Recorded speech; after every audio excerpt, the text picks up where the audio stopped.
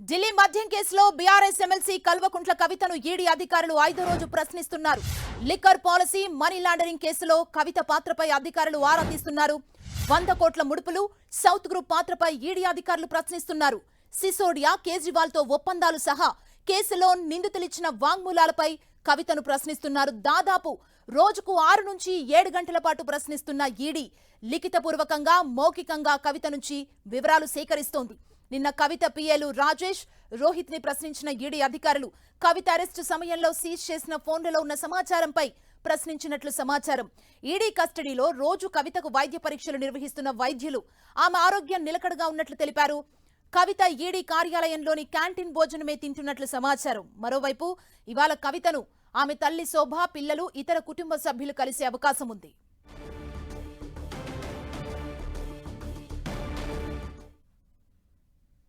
ఈ రోజు కవిత విచారణకు సంబంధించి మరింత సమాచారం మా ప్రతినిధి గోపి మనకు అందిస్తారు. గోపి,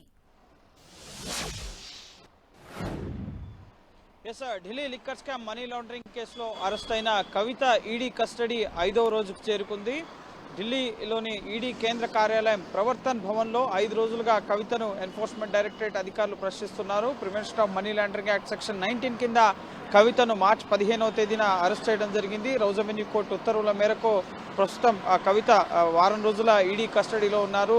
కవిత నుంచి అనేక సమాచారాన్ని సేకరించాల్సి ఉంది. లిక్కర్ పాలసీ రూపకల్పన, అలాగే 100 కోట్ల ముడుపులు సహా మనీష్ సిసోడియా, కేజ్రీవాల్తో ఉన్న ఒప్పందాలు, సౌత్ గ్రూప్ పాత్రకు సంబంధించిన అంశాలపైన కవితను ప్రశ్నించాల్సి ఉంది. గతంలో అనేక ఎవిడెన్సెస్ని కవిత డిస్ట్రాయ్ చేశారు. ఫోన్లలో ఉన్న సమాచారాన్ని మొత్తాన్ని కూడా డిలీట్ చేశారు. అలాగే ఈ కేసుతో తనకు ఎటువంటి సంబంధం లేదని చెప్పి తప్పుడు సమాచారాన్ని ఇచ్చారు అని చెప్పి ఎన్ఫోర్స్మెంట్ డైరెక్టరేట్ అధికారులు రిమాండ్ రిపోర్ట్లో పేర్కొనడం జరిగింది. సో ఈడీ వద్ద ఉన్న ఆధారాలకు అనుగుణంగా కోర్టు కవిత కస్టడీకి అనుమతించడం జరిగింది. ప్రస్తుతం 5వ రోజు కూడా కవితను ఎన్ఫోర్స్మెంట్ డైరెక్టరేట్ అధికారులు ప్రశ్నిస్తున్నారు. ఎన్ఫోర్స్మెంట్ డైరెక్టరేట్ కార్యాలయంలోనే లిఖితపూర్వకంగా, అలాగే మౌఖికంగా సీసీటీవీ పర్యవేక్షణలో కవితను ప్రశ్నిస్తున్నారు. ఉదయం 10 గంటల నుంచి మధ్యాహ్నం 1 గంట వరకు సుమారు 3 గంటల పాటు, ఆ తర్వాత మధ్యాహ్నం భోజన విరామం తర్వాత మళ్లీ కవితను ప్రశ్నిస్తున్నారు. లిఖితపూర్వకంగానే ఎక్కువగా స్టేట్మెంట్స్ తీసుకున్నట్లుగా తెలుస్తోంది. విజయ్ నాయర్తో ముఖ్యంగా 100 కోట్ల రూపాయలని ఆమ్ ఆద్మీ పార్టీకి అందజేసినట్లుగా ఆరోపణలు ఉన్నాయి. సో వాటికి సంబంధించి ఢిల్లీలో జరిగిన సమావేశాలు, లిక్కర్ పాలసీ రూపకల్పన సమయంలో కమిషన్ రేట్లను పెంచేందుకు ఢిల్లీలో అనేక సమావేశాలు జరిగాయి. సో ఆ సమావేశాల్లో పాల్గొన్నారా, అలాగే కేజ్రీవాల్, సిసోడియాతో ఫోన్లో మాట్లాడారా, ఫేస్ టైంలో, అలాగే ఇతర వాట్సాప్ చాట్స్లో కూడా కవితకు సంబంధించిన ఆధారాలు ఉన్నాయి. అలాగే కవిత సంబంధించిన వ్యక్తులు, ముఖ్యంగా అరుణ్ పిళ్ళై ఇండో స్పిరిట్స్ కంపెనీలో కవిత బినామీగా పెట్టుబడులు పెట్టారని చెప్పారు. ఆ తర్వాత ఆ స్టేట్మెంట్ని ఉపసంహరించుకున్నారు. సో అరుణ్ పిళ్ళైతో ఉన్న సంబంధాలు కానీ, అలాగే గోరెంట్ల బుచ్చిబాబు కవితకు సంబంధించిన మాజీ ఆడిటర్ ఈయన. సో ఈయన ఇచ్చిన స్టేట్మెంట్స్ కూడా చాలా కీలకంగా ఉన్నాయి. అలాగే మాగుంట శ్రీనివాసులు రెడ్డి, మాగుంట రాఘవ్ సహా శరత్చంద్ర రెడ్డి, ఇటువంటి వ్యక్తులంతా కూడా ఈ కేసులో నిందితులుగా ఉన్నారు. సో వాళ్ళు ఇచ్చిన స్టేట్మెంట్, అభిషేక్ బోయిన్పల్లి, సో వాళ్ళ స్టేట్మెంట్స్ ఆధారంగా కూడా కవితను లిఖితపూర్వకంగా కూడా అనేక ప్రశ్నలు అడుగుతున్నట్లుగా తెలుస్తోంది. వాటికి సమాధానాలు ఇవ్వాలని చెప్పి కూడా కోరుతున్నట్లుగా తెలుస్తుంది. అయితే కవిత న్యాయ పోరాటం సంబంధించి కూడా ఇటు ఢిల్లీ వేదికగా కేటీఆర్ న్యాయవాదులతో సంప్రదింపులు జరుపుతున్నారు. ఇటు కేసీఆర్ కూడా రంగంలోకి దిగారు. హైదరాబాద్ నుంచే ఇక్కడ సుప్రీంకోర్టు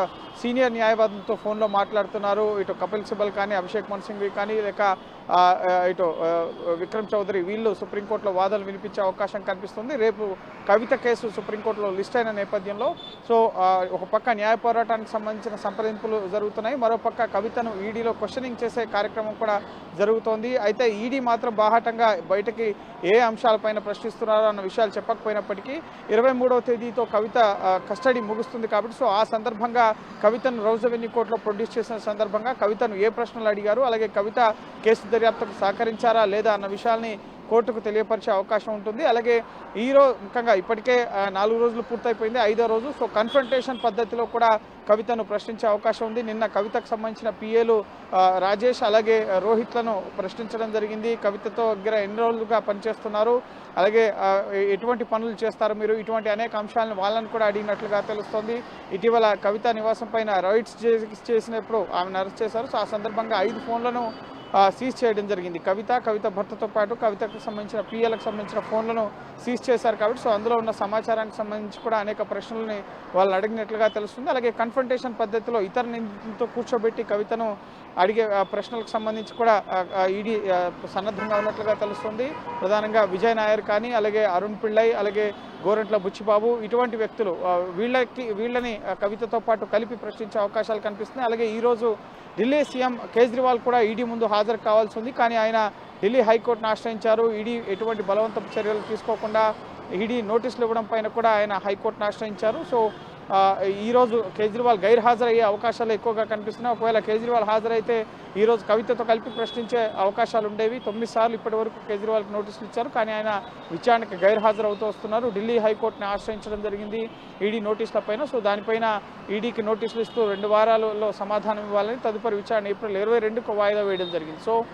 సో కేజ్రీవాల్తో కలిపి కన్ఫ్రంటేషన్ చేసే ప్రక్రియ కొంత ఆలస్యమయ్యే అవకాశం ఉన్నట్లుగా తెలుస్తుంది. సో ఏప్రిల్ 22కు వాయిదా వేసినా ఎటువంటి ఉపశమనం నిన్న కేజ్రీవాల్ కల్పించలేదు. అరెస్ట్ చేయవద్దని కానీ ఎటువంటి చర్య తీసుకోవద్దని కానీ చెప్పలేదు కాబట్టి సో ఈడీ ఆ తరహా చర్య తీసుకుంటుందని చెప్పి కేజ్రీవాల్ మళ్ళీ కోర్టును ఆశ్రయించారు కాబట్టి సో కవితను అయితే ముఖ్యంగా అనేక కోణాల్లో ప్రశ్నిస్తున్నారు. కేజ్రీవాల్ వస్తే ఈ కేసుకు సంబంధించి ఒక కన్క్లూజన్ వచ్చే అవకాశం ఉంది. కానీ కేజ్రీవాల్ విచారణకు హాజరు కావడం లేదు. సో ఖచ్చితంగా కవిత నుంచి కీలక సమాచారాన్ని రాబట్టే దిశలోనే ఈడీ ప్రయత్నాలు అయితే ఉన్నాయి.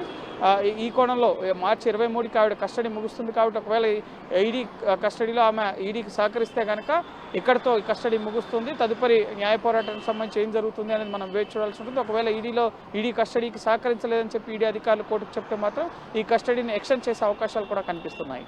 Thank you Gopi.